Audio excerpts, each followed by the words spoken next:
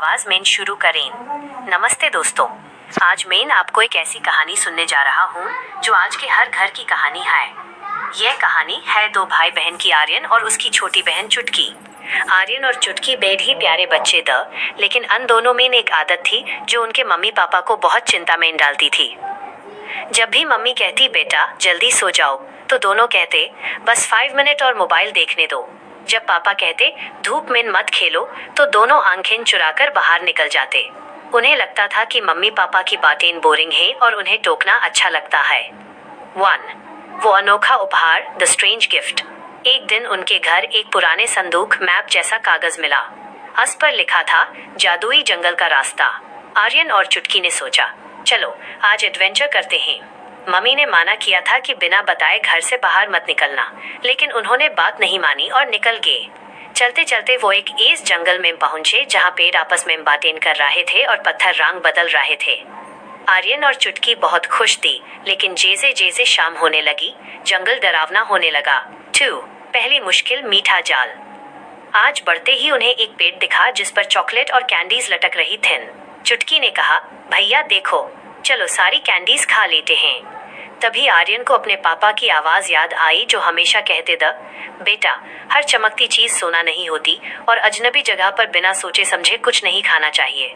लेकिन चुटकी ने बात नहीं मानी और एक कैंडी तोड़ ली। जैसे ही उसने कैंडी छुई, पेड़ ने उस अपनी टहनियों ब्रांचेस में जकड़ लिया। चुटकी रोने लगी। आर्यन घबरा गया।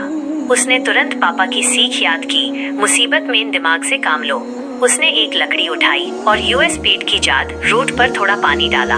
तब जाकर पेड़ ने चुटकी को छोड़ा। दोनों ने एक दूसरे को देखा और कहा पापा सही कहते थे, बिना सोचे समझे लालच नहीं करना चाहिए। 3. दूसरी मुश्किल, गहरी खाई और वॉक्ड एज। एक बहुत बड़ी खाई, कैनियन थी। वहाँ एक पुराना पुल ब्रिज था। मम्मी ने हमेशा समझाया था धीरे चलो और हर कदम देख कर रखो, लेकिन दोनों ने सोचा जल्दी भाग कर पार कर ली थे। जैसे ही वो दौड़े पुल टूटने लगा। आर्यन ने चुटकी का हाथ पकड़ा। अस्पताल उन्हें मम्मी की वो बात याद आई जो वो रोज कहती थी, वक्त की कदर करो और हर काम पेशेंस से देर से करो। उन्होंने रुककर एक दूसरे का सहारा लेकर बहुत धीरे धीरे पुल पार किया। वहाँ उन्हें एहसास हुआ कि मम्मी की धीरे चलो वाली बात सिर्फ सड़क के लिए नहीं, बल्कि जिंदगी की हर मुश्किल के लिए थी। 4. सबसे बड़ी सीख, घर की रोशनी। फ्लैट रात हो चुकी थी।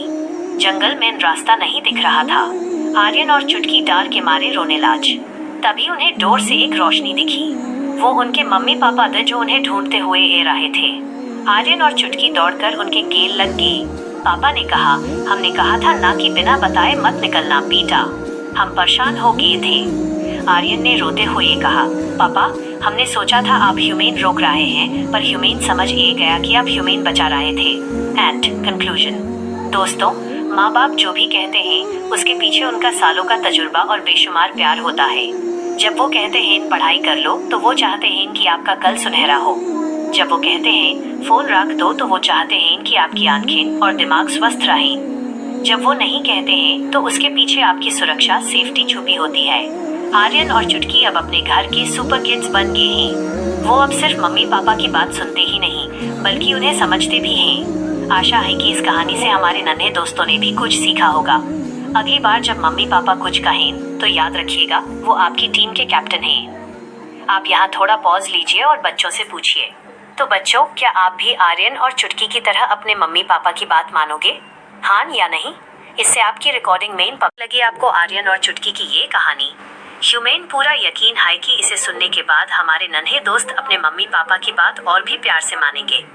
अगर आपको ये कहानी पसंद आई और आप चाहते हैं कि हम ऐसी ही और ढेर सारी सीख देने वाली और दिलचस्प कहानियाँ आपके लिए लेकर आते रहें, तो देर किस बात की। इस वीडियो को जल्दी से लाइक कर दीजिए।